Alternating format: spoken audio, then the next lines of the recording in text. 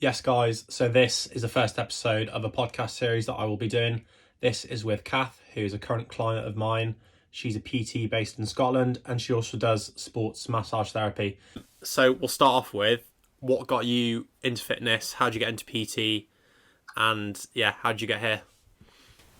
Oh gosh, I don't know. It's a bit fitness.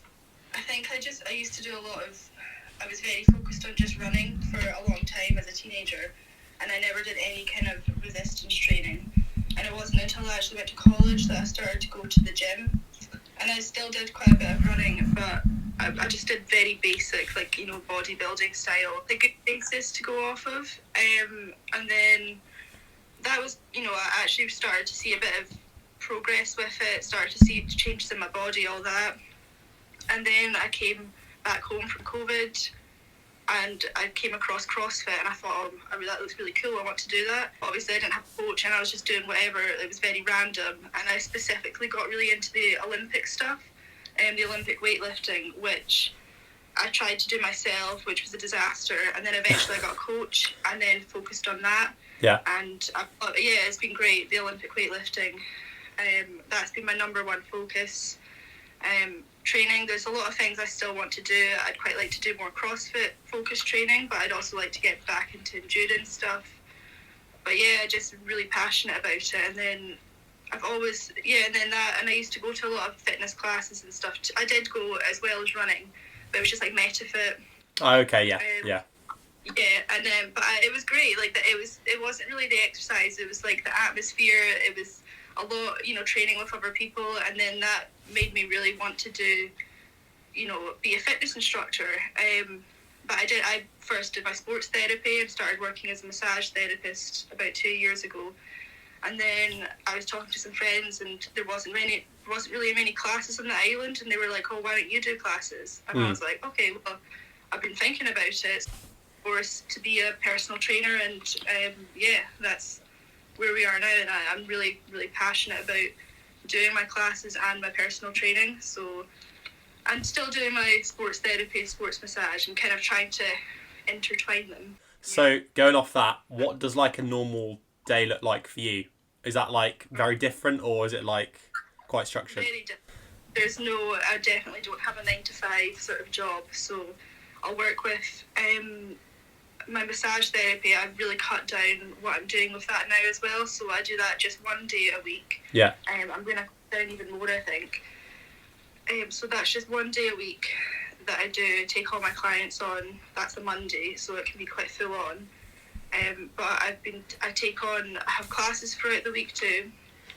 So different classes, and then different PT clients throughout the week. So that can be, I've got some, usually they'll be morning, afternoon, like late afternoon and evening. So I usually have, if I have a break, it's usually middle of the day. Same with my massage. Because from doing it, taking on too many in one day is just... It's very tiring, isn't it, physically?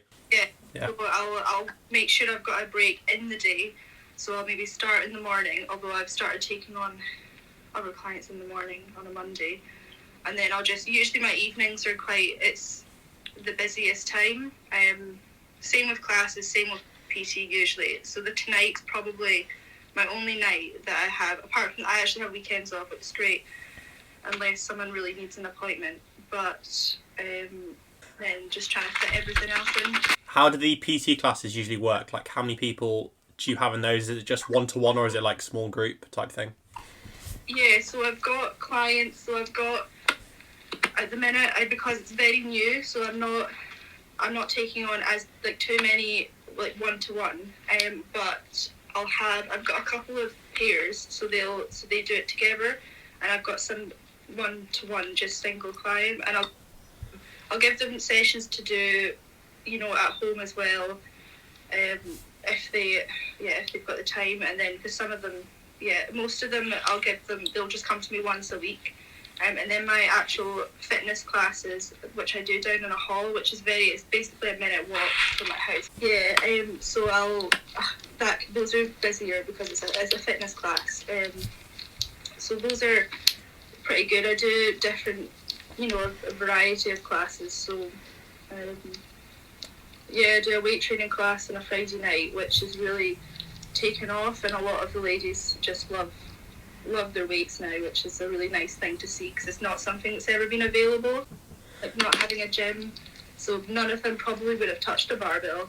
That's kind of spurred some of them on to actually come for more one-to-one training. But that class is a great vibe, like group fitness. One-to-one PT is good because you have more attention. And so if you've got specific goals, it's great for that class. A lot of people prefer it because they like to train with other people and they like the vibe. Yeah, of course. More than just fitness, it's it's like a real kind of community. It's social. The classes are great. Always like a good vibe. What sort of age range is it in those classes? And like, is it predominantly female as well, or is it a good mix? A good mix, quite a mix now, but it's actually probably a little older. Not old, just what's not old? Yeah, I'd probably say like old, but not as many kind of people around my sort of age come. There are a few, but even so, they're probably a little bit older than me. Don't know. I think it can be like a confidence thing too. Yeah, definitely. And just, it's the same with treatments and stuff like that. Quite often, and I've had young people, and I think they're more self-conscious. So it's a little bit people, and there's a lot of women now that are coming to class because they're starting to think, oh, I need to, strengthen because of, to prevent things like osteoporosis, and because there's knowledge about that coming out now. Yeah, there's a lot more now with bone density and all that sort of stuff. Yeah, and it's mostly women. There are like one or two men that come, but again, I think it's like they feel, I don't know, they just think it's more of a women's thing, the classes here, or they think they're self-conscious, I don't know. But I don't know if there's still like a stigma about like guys training together, or I don't know, not among like our age, but I think maybe slightly older potentially, but I don't really know. I don't know what the reason is for that. No, I'd like to try and target the men on Mull a little bit more. See if I can. I don't know. I think I've spoken to quite a lot of guys, and they're actually quite keen to do more, or like even if it's come to a class or do a bit more training. So I would, and it's like, well, if you're aim, then there would be a lot of men that aim. So yeah. Have you always grown up on Mull, or did you grow up on mainland Scotland? Pretty much, yeah. Always lived on Mull. Lived in different parts of the island. And pretty much always lived here apart from when I was in college, I was only off island for a year for that because of COVID. Is there a primary school there, secondary school, like all of that there? Yeah, a few. There's quite a few different primary schools around island, and then there's one high school that the people that kind of go to the north of the island go to Tobermory High School. Yeah. But the south of the island go to they get the ferry and go to Oban. So it's one of the biggest islands in the Inner Hebrides, so it's a population of maybe like 3,000. Oh, okay, yeah, not massive then at all. No, it's not, but it's bigger than a lot of islands. So, but yeah, the primary school. So yeah, there's and there's Gaelic as well. So I did Gaelic primary. Is that a mixture of? Is that like old Scottish, or is that like a mixture of Scottish and Irish kind of thing, or no? Yeah. So like, if you're doing Gaelic, I grew up. Like everything we did was Gaelic. So like, apart from English, like learning the language, like doing that. But everything in primary school, maths, everything you speak Gaelic. And then when you go up to high school, it changes. So you have like fluent Gaelic and learner Gaelic classes. So and I was the only one in mine. So I had class. So yeah. And when did you do the sports massage course? Was that in college, or was that like a little bit later on?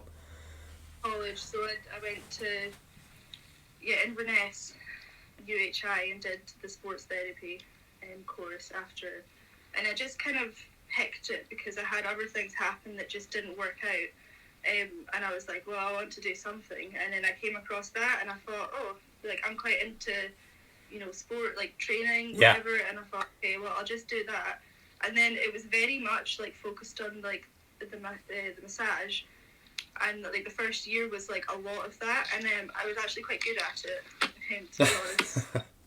So, and I just kind of, it was good. And then the second year, COVID, it happened, because it was a 2-year course that I did. Oh, okay, yeah. And then COVID, so I had to do, and I studied basically from home. And then I've done a couple of additional courses, just like one day ones with Sports Therapy Scotland, that kind of thing, to kind of just add on a bit to knowledge and stuff, because I felt like COVID, the online learning wasn't great for the course. So yeah, not great when you're trying to learn like anatomy and like handholds and positioning and stuff like that. Kind of, a lot of the hands-on, like all the massage stuff we did in the first year. Luckily, you can't do that distance. You've got to do that hands-on, and then but a lot of just the treatment stuff or the assessment stuff. Again, like I just missed out a lot on that, so I went to do another course, which was great. I learned actually most of those skills from that course. It was the course that I did with sports therapy. I actually think was relatively new, so I think there was a lot to it. Like there was a lot of assessments. We had like 64 assessments in the first year. Oh wow. Yeah, and it was very much, and it was good because the pass rates you had to get a certain percentage, and I was very studious, so I wouldn't say I was studious, but I was very conscientious. So I would think, oh God, like I did study quite a lot, but to be honest, like it's hard to retain all of the information. So you study really hard for the test, and then so I think it could have been structured a bit better. And there's definitely, they should do more with in my opinion, the assessment stuff, like actually looking at different specific injuries instead of being too broad about like knee, shoulder, and putting it all under kind of one blanket. Yeah, I think there's also probably a bit too much like anatomy potentially in general. Like obviously you need to know all different muscles and stuff, but I think definitely first year there was so much of a focus on that, and then when you actually went out on placement and learnt stuff, like obviously you're not remembering the name of a toe extensor or like something like that, and it's not necessarily relevant even if you can remember it to how well you're doing with the patient or client or whoever you're working with, I think. And the hands-on stuff, like with anything, like it's great, like, but you learn more from actually working and doing and getting experience and working with different clients. And I think there's a big difference between doing like a course that I did and doing like a 4-year when you have a lot of placements. Yeah, you're getting more experience that way and working with different people. And we just didn't. I think we could have had more. Yeah, I think there's a lot of things that it was good, but it was quite a new course, so I think they were still trying to work out, and there was no actually sports department in the college. They were building that. Oh, okay. And or they were going to build it, so we were just using random rooms throughout it. So yeah. Going into the massage a bit more, most people that come to you, like what is the biggest misconception about massage when people come and see you for treatment, would you say? Or if you could break that down a little bit. Yeah, so there's quite a lot, but I think they'll have something like back pain, or it's usually the most common issues people have are back or shoulder, I would say, that come to me. Like it's not really, I don't really treat a lot of like actual athletes and stuff. It's a lot of just not, regular people with jobs and back issues, and I think people just think, they'll get a massage and it'll fix the issue. But if it's been ongoing especially if it's been chronic or if it's been ongoing for a while, just getting someone to do hands-on treatment isn't going to fix it. It might help, it'll relieve the symptoms. And there's things I do really like about it. Like I just think it feels good, and it does help temporarily. It can but how can you expect someone to just rub you, and then for an issue that's been ongoing so long, how can it just go away? But like say if you were trying to lose weight, like how can you expect to just I can't. I think that analogy's really good actually with the losing weight. And I try Well, you've compare got it to do training a more. lot, because it's not the same Like, thing, is it? you know, it's like you can't just expect to take a magic pill and for it to be better. But yeah, or to lose weight or something like that. But the massage, it's I think people just they think that that's what you're supposed to get with, and it's fine. Like, if people say they want that treatment, then I'm happy to do it, as long as they know that it's not just going to solve all their problems, that there's still work that you need to, the thing that's going to help, exercise. But yeah, that's the main thing, really. But there are different, misconceptions about the treatment, and so like specifically with like, for example, like lower back pain, are people like, once they've had a massage, obviously they say, oh yeah, that feels really nice, and then are they surprised potentially when they come back to you and then they're in pain again, or is it like they just believe like it's a cycle that they have to keep coming back to you, if that makes sense? Yeah, exactly. So I don't think that they're surprised as such. I do worry that people will think that I'm going to just fix it, and that's. But most people, I think, they're so used to having the pain that they just accept it, or and yeah, I do. I get people, they'll come to me for a certain amount of time, and then they come back because obviously the issue comes back, and they kind of just accept it, and unfortunately, I think the longer something is going on, the more difficult it then becomes to treat, or they just kind of give up, but yeah, I mean, there's a reason why you have to keep going back for a treatment. Like, the issue isn't fixed. It'll get better with a few. Usually, like, I'll give somebody a treatment, the next couple of days they're quite sore, and then they feel better because you're someone work on you, and it'll ease it off. A couple of weeks they'll come, and then they'll take a break, and then they'll have to come back because the issue comes back.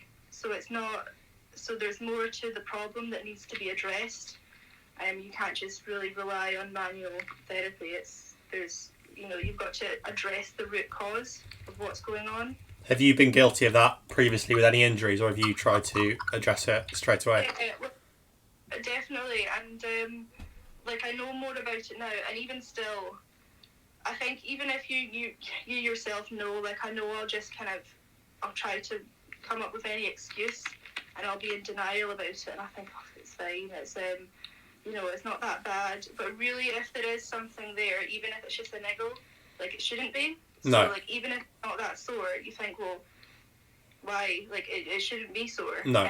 But yeah, in the past, and like looking back on when I was quite a bit younger, going to like a doctor about something like a soft tissue injury, and they'll just tell you to rest for 2 weeks or something like that. They'll just tell you to do nothing. Whereas that's not going to help either, because, if you've injured it depends on the issue. Like, if it's very mild, then sometimes, just having a couple of days off, it'll ease up. But you should probably do some kind of prehab, really. Yeah. To put in the future. But with a lot of issues, with my, like, knee, for example, that's been ongoing for quite a while now, and it doesn't feel that bad, but it shouldn't be there. And I can't just take time off. It'll feel better, but then if I go back to just training, it'll just come back, or it'll, because the tendon is going to become completely deconditioned. So, yeah. No, I think you've hit the nail on the head there, especially like about trying to sort it out early, because obviously it's that little niggle that people, they just ignore for weeks or months, and then eventually when they do get some sort of effective treatment for it, it's going to take a lot longer to get back to where they want it to be, and then they think, oh, this is ages, and obviously it's a long time anyways, but they've prolonged it because it's just that niggle's got slightly worse each month, and they probably haven't noticed that, I think. Exactly, and I've been there plenty of times where I'll have a niggle and I just ignore it, and it'll come and go, but it just does progressively get worse. And I've been quite fortunate. Like, I have had a lot of different overuse issues, but I've not had anything really, really severe, in my opinion.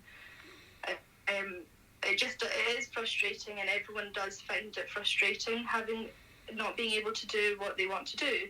But it's you've got to deal with it, because it will just get worse. And if the sooner you deal with it, the faster you'll get back to the training that you want to do. Definitely. So initially, I had addressed the issues with my knee.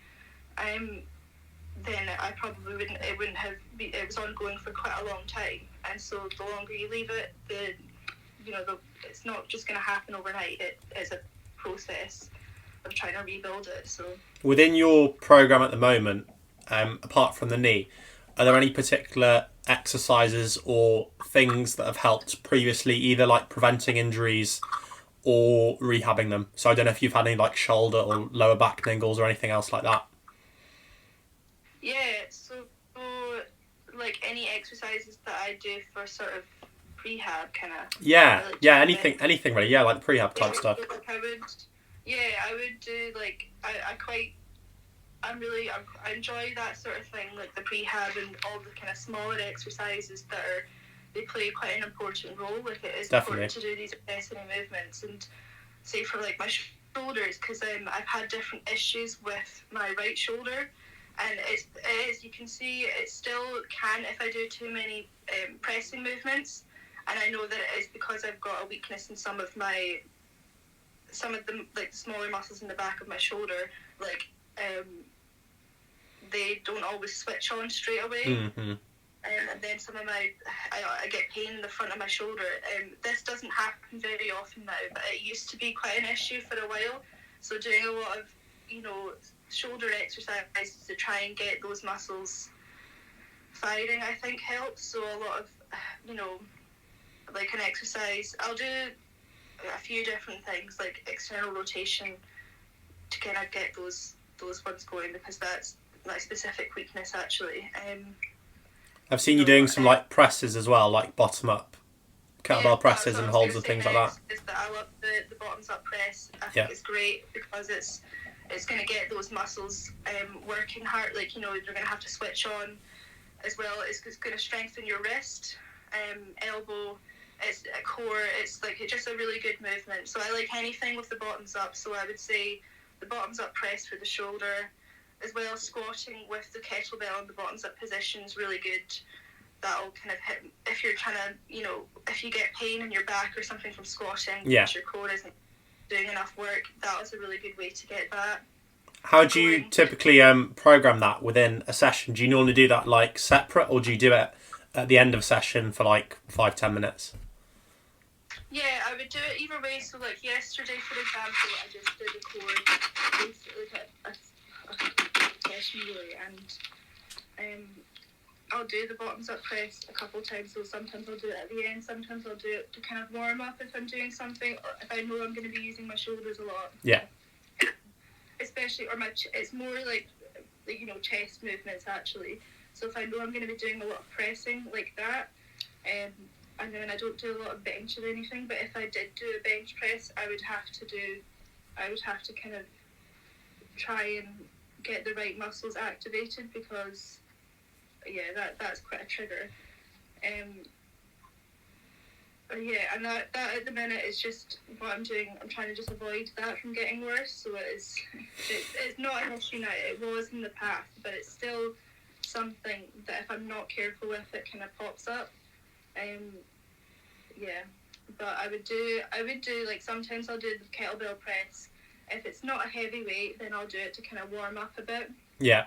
And if I'm doing, even if I do say like a Metcon, I'll do like a really small, like 5-minute AMRAP of like some low like intensity movements, including like the bottoms up press, before I do really intense things, because I don't just want to jump into doing a heavy weight or something. Yeah. And just doing that about. So.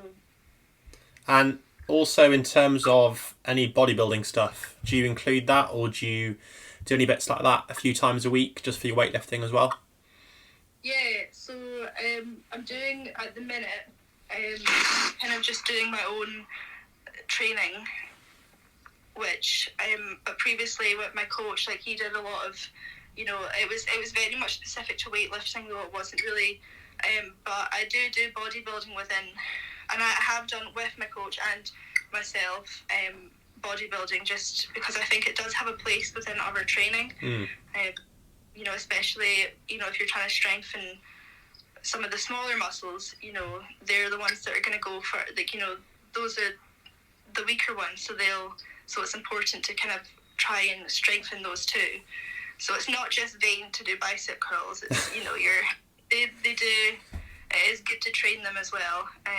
Yeah, I definitely agree with that. I think just doing the barbell lifts, I think obviously they're incredibly important in weightlifting and CrossFit, but all the accessory stuff, like you mentioned, with the smaller muscle groups, and you see the top people doing that, like they do a huge amount of accessory work, and obviously they're doing all the main bits, they're doing all the metcons, the lifting and stuff, but yeah, people miss out on that. And it's only 10-15 minutes as well, maybe, like before or after. It's not a huge amount of time to commit, I don't think.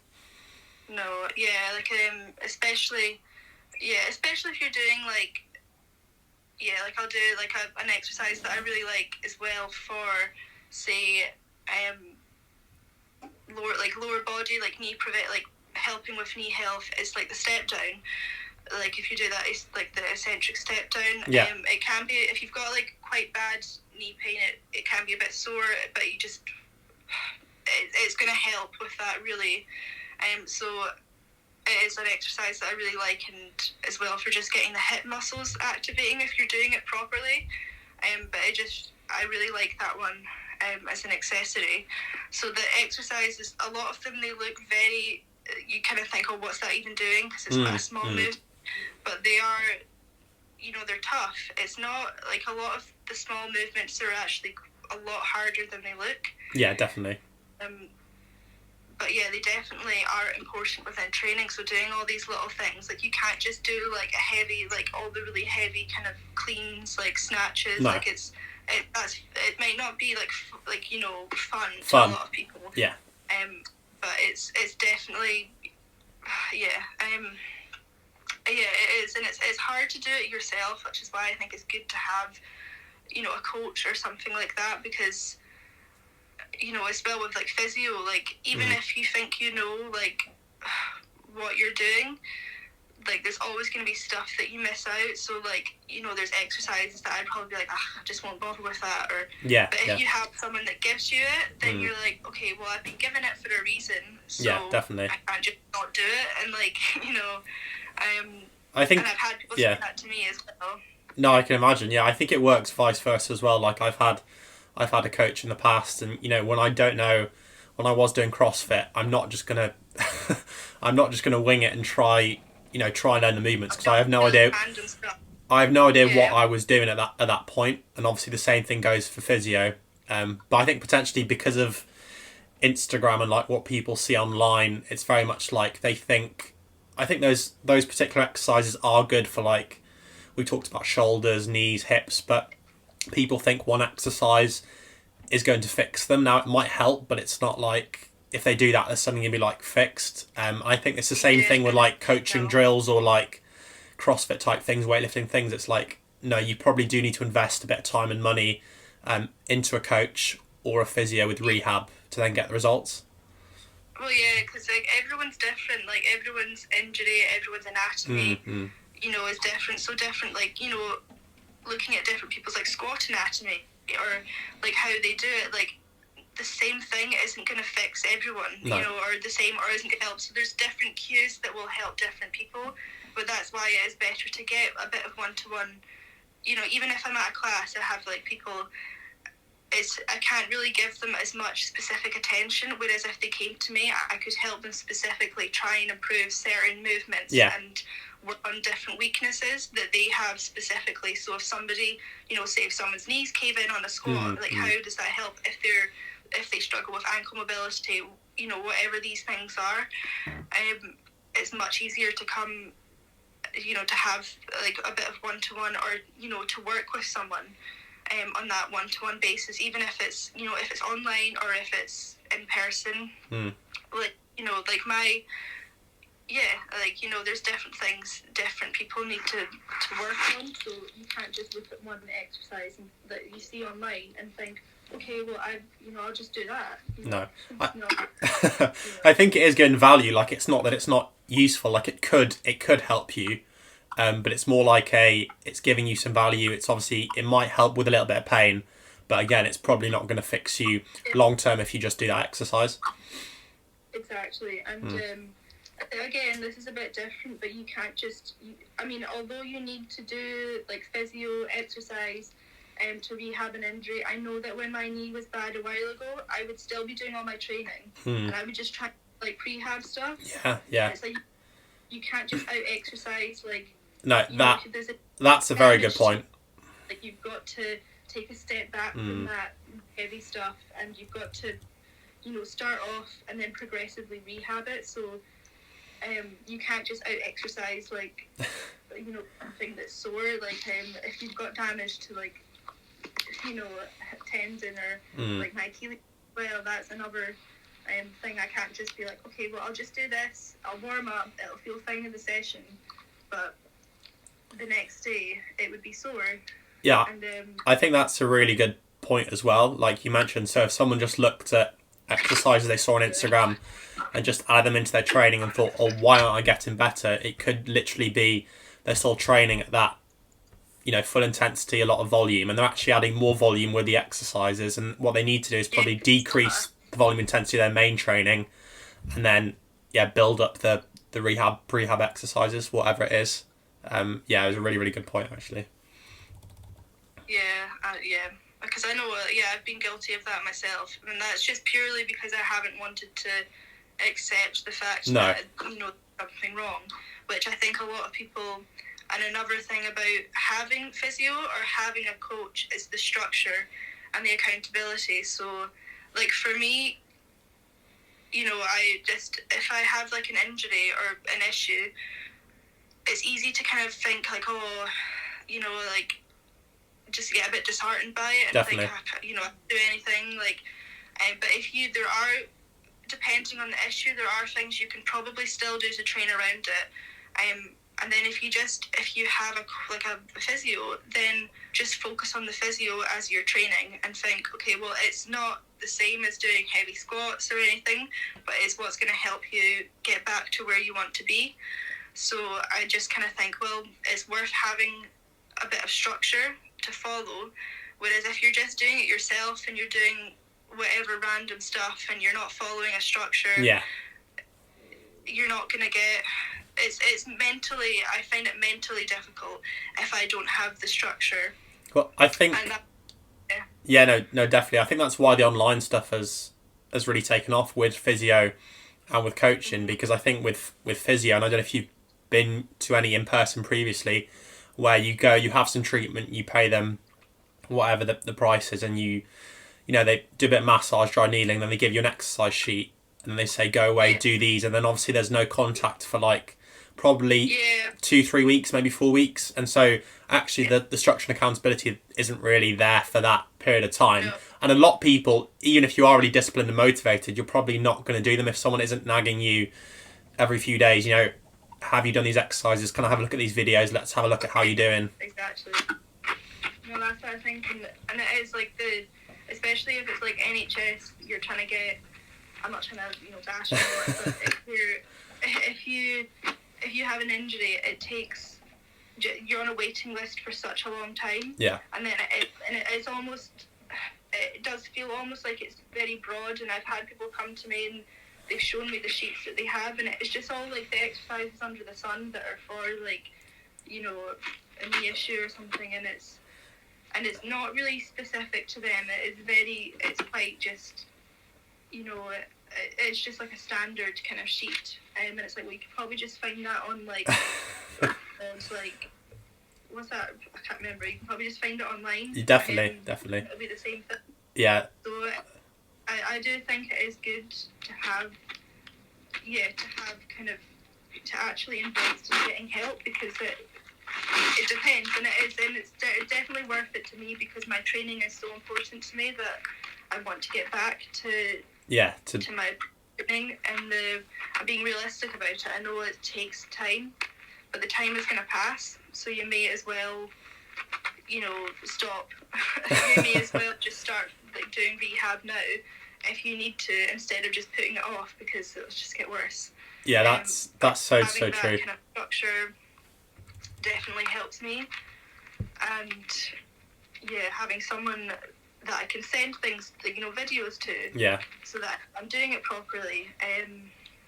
Like all these little things, just they do help, because half the time, if you just give someone an exercise to do, like, how do you know if they're doing it properly? You got no idea. Chances, especially if they're not experienced with exercise, they're probably not doing it properly. So it's good to have to be able to like send videos and stuff, because there's even things that I'm not always sure about. So it's good. Definitely.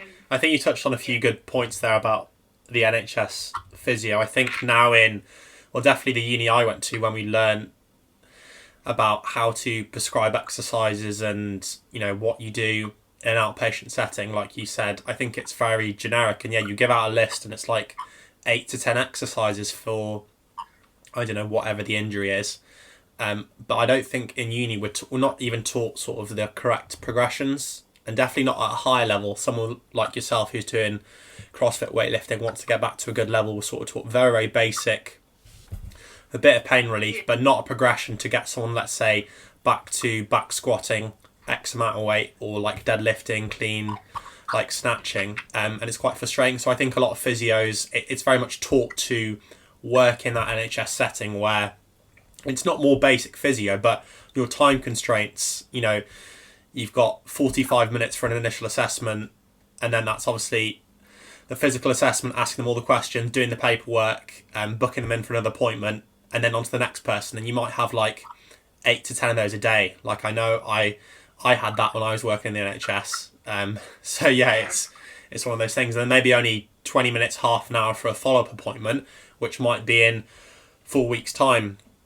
And because someone also isn't investing any money into it, I'm not necessarily saying that's the reason, but they can sort of slack off with the exercises and not get anywhere with it, I think.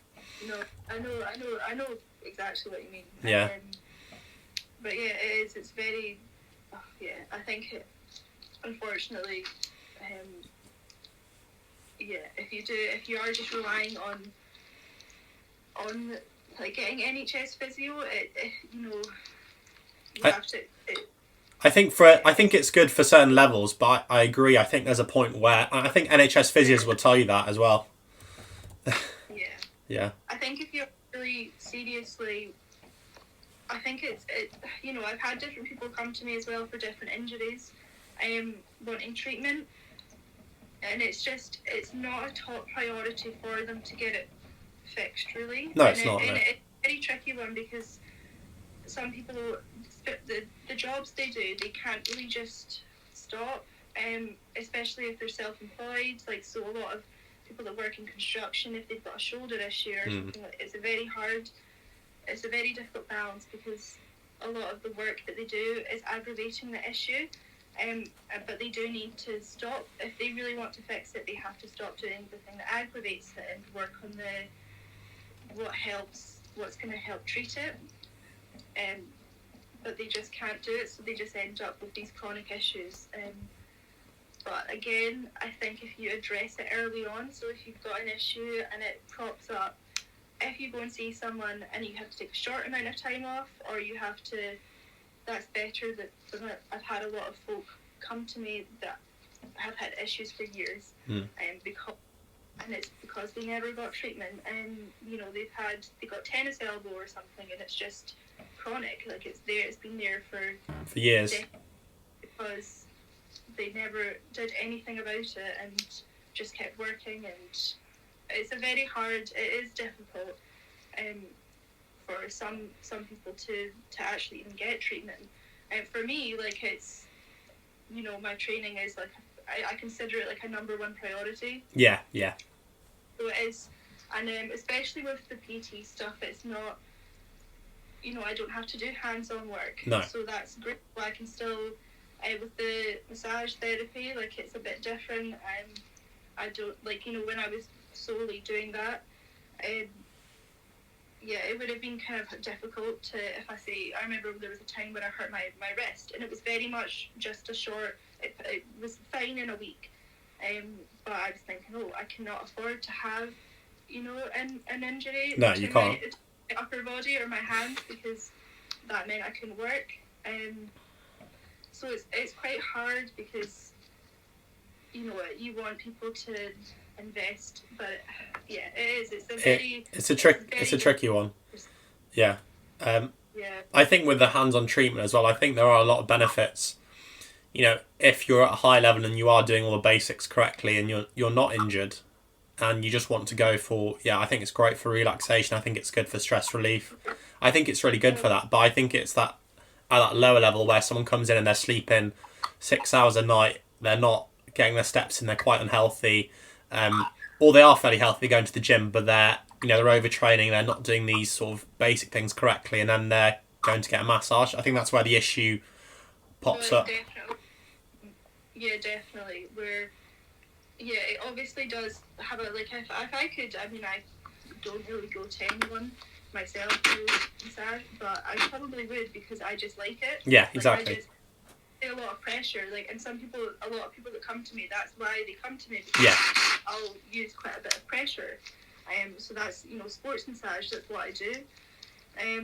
It's the same, and it just, especially, if you get, I think if you have tension in the, especially the neck, I get a lot of tension headaches, so I find it's really good for that. And there are different, believed benefits. Yeah, of course. But again, I wouldn't just rely on that. No. I wouldn't just, okay, I've got a knee issue, I'm going to go to a massage therapist. No.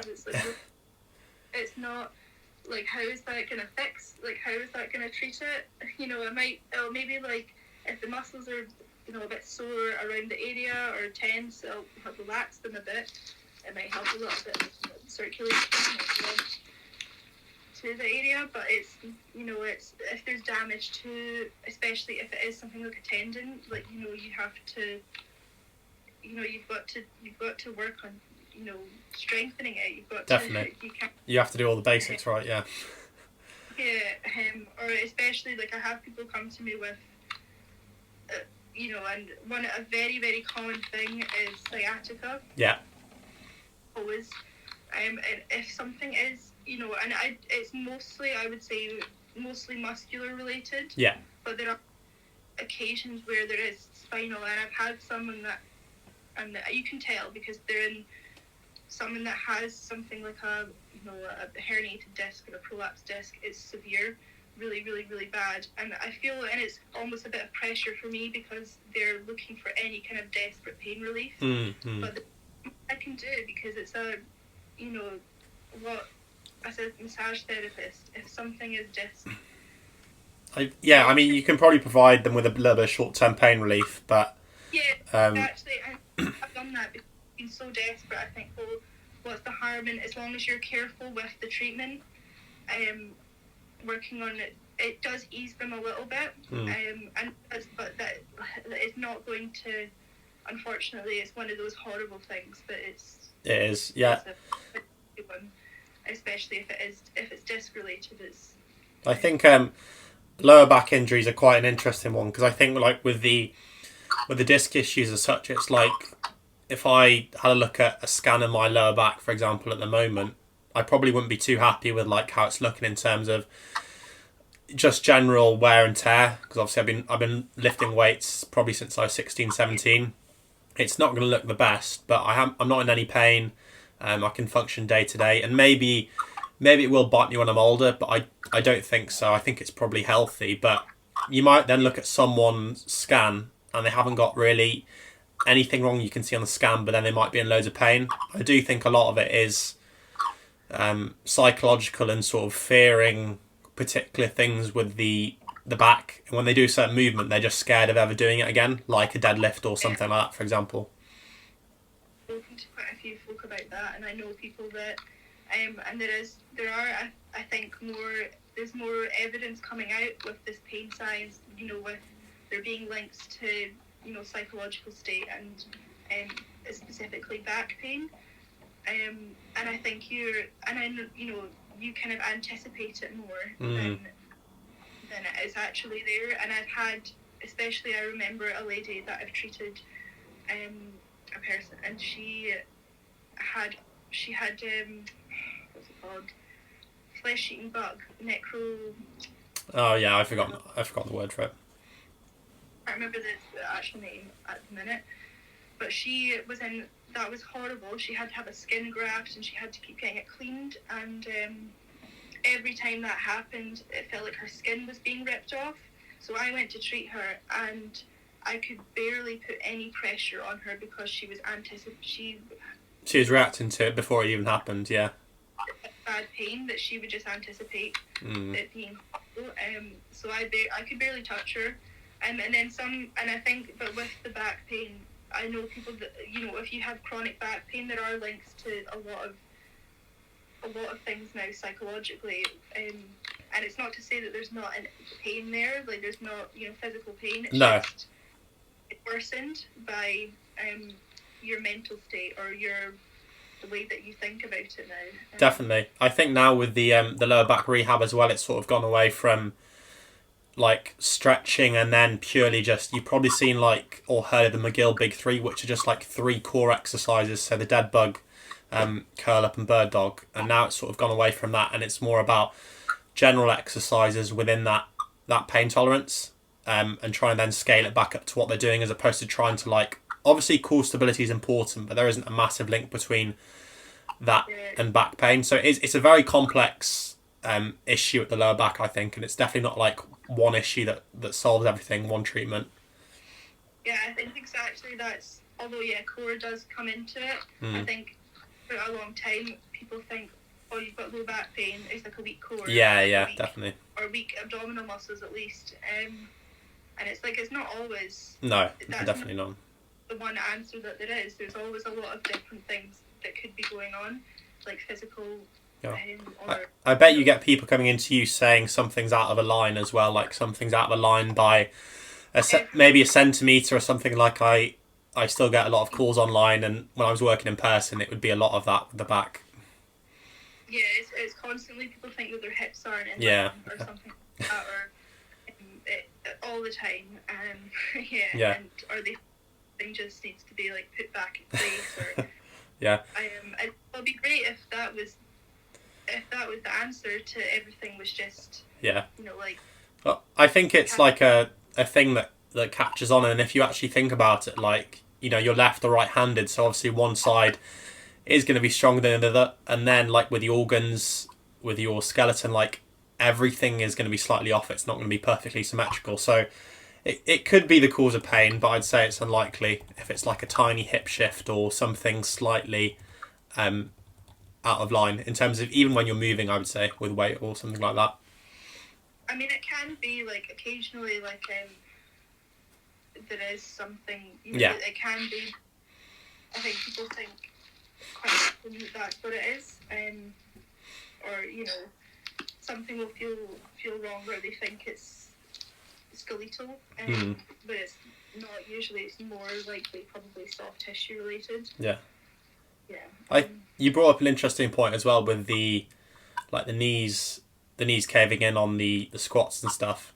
I think like now with the coaches online and like the knowledge we have within weightlifting, CrossFit about squatting's really good. But again, I think like these points, they really improve your performance as such in terms of like, your knees not caving in, like etc. etc. You've probably got a list of points you would go through. But in terms of like your injury, for example, with the tendon, it's like the tendon isn't really bothered about your knees caving in. Like it's literally, it could be, but it's more bothered about the amount of load it's taking per week, obviously just on that joint. So I think the performance aspect and the injury risk aspect get a bit like skewed, where I think depending on the injury, they can be quite different. What you're trying to achieve. Yeah, I see what you mean, and I think when weight does get really heavy, like your body is gonna just, it's if I was to do like a really heavy squat or something, my knees will cave in. Yeah, definitely. Yeah. Not gonna mean, it doesn't mean that I'm gonna injure myself. No, I wouldn't say so. No. But once the load gets heavy, yeah, it's just. Yeah, so it's more probably the issue with the knee, like you said, it's a load issue. Yeah. Like just with too much, I would say trying to go too heavy too often. Frequently. Yeah. As well that, and I would say the floor in my garage, I do think that contributed. That's probably the number one thing for most injuries. It's training errors. Like it's trying to do too much, and it's easy done. It's easy to do too much volume. Well, I think it's easy as well to look at like elite athletes and how many times they're training a day and what they're posting on Instagram, and thinking you can do that when you're working a 9 to 5 or if you have another full-time job. And it's like, no, that's their job. They're doing that all day, every day. Well, not training all day, every day, but that's their sole focus towards that. Like the guys that do like Tour de France and yeah, sit in a wheelchair when they're not cycling. So yeah, no, you know what I mean. It's like you're not like a professional. Well, the most people that have like work and stuff, they're not a pro athlete. You've got to do, and I'm guilty of trying to do too much for what I'm conditioned for. So like, I would think it's fine. Like I just like to train, so like I would try and take on more than what my body is actually capable, and I'll just do it and I'll push through it, but it's too much for me. I agree. And all my injuries have been, I would say, overtraining or doing too much, because it is very, very common and quite easily done. It's very easy to do that. I would also say with the professional athlete aspect of it, I think there's definitely a scale of where it probably goes past being healthy, where you're probably training like 3 or 4 days a week, and then you try do like your double sessions 5-6 days a week. And I think like if you look at the top athletes, there are higher injury rates in professional sports compared to amateur, and I think the reason for that is simply the amount of load and the amount of volume they're doing. I don't think it is a form related issue. It could be some points, but I don't think people think that if they're training 6-7 days a week it's healthy, and I don't think it's healthy. I think it's really impressive. It's not that it's not impressive, and it's not that it's not improving their performance in that sport, but I wouldn't say it's necessarily the most healthy, if you were going to go for that, the most healthy thing. No, I would say like recovery, and there's a lot as well within having enough sleep at night, or making sure that get like that your nutrition is spot on as well, that you're all these things. So if you're kind of not like, if you're not having a good nutritious diet, if you're not eating adequately, then you probably are more susceptible to injury. But again, like you do need to rest. Like that's how your body, you need to let your muscles recover. You need to let your tissue, recover. That's when it gets stronger. If you're just continuously smashing your body, and it is quite hard in sports like CrossFit, weightlifting, and they're great. Like I love weightlifting, but it's very full. You're squatting every day. Yeah, really. It's taxing. So it's quite easy to. So if you're not really careful with the volume you're doing, it is. And I, would always be like, don't go too heavy on this. I would still probably go too heavy because it's, and I think a lot of people can do that like quite easily. They'll try and do like, the hard, they'll try and push it. I'm very much like that. Or like if you go to a class, like say Metafib, for example, which I still really enjoy and I used to love it. But there's low impact options for a reason. Definitely. But I think they'll still try and do the hardest variation. But they'll not really be doing it properly, or they'll, or it's just not suitable for them. Like they clearly should do the lower impact because it's such an intense thing. But you'll still try and do the hardest option because, especially if you're in front of other people. In that environment, I think it's really difficult in a CrossFit class or in that social environment where you're trying to push each other. It's difficult to just stay like at 70 or 80% when everyone's going. Potentially, someone's going a little bit higher. You want to just beat them by a kilo or two. Oh, exactly. So no, I would say with the weight training, I've definitely you've got to. That's why again it is good to have somebody coaching you, because they'll be able to, especially say CrossFit. Like there's so many different elements to it that it, if you're trying to just do it yourself, which I have tried. Like, you're probably going to try and do too much. Like, and yeah, and that's, so it is definitely good to have someone that knows how to actually program it and give you a plan, because it can be, and for me, like, I know I want to be good at everything, so like I'll try and do everything, and I have done that before when I've tried to do far too much, and then I've been better at kind of taking a step back and just focusing on one thing, and rather than trying to do it all. You can't. No. Well, you can if it's done properly, but it's not easy to do. It's getting the balance right. Definitely not. I think with CrossFit, coming into it with a either a good background of weightlifting or gymnastics, I think it does really help you. I think the conditioning, it's hard to build up, but you can do it fairly quickly, because a lot of it is just putting in that time. But with the weightlifting and the gymnastics, I think there's so many technical elements that if you come into it with one of those, even, you'll be in a much better position, I think, if you just purely focused on either one. Yeah, I think that was my thoughts on it. So I thought, well, if it's ultimately something that I would be interested in actually doing properly, like getting I'd like to have access to a CrossFit gym if I could. I don't, unfortunately. But just even having a coach or something, just proper programming, so I'm not just doing whatever, like I'm not just doing something random. But I thought, well, if I focus on the weightlifting, because it's very hard if you're trying to do CrossFit, I think it's very hard to try and actually learn, how to do the weightlifting, how to do the gymnastics properly, because there is so much to it technically. Whereas if you did focus on, one of these things, getting good at it, the technique, and getting a bit stronger, all that, then like you said, like conditioning is something that it can go.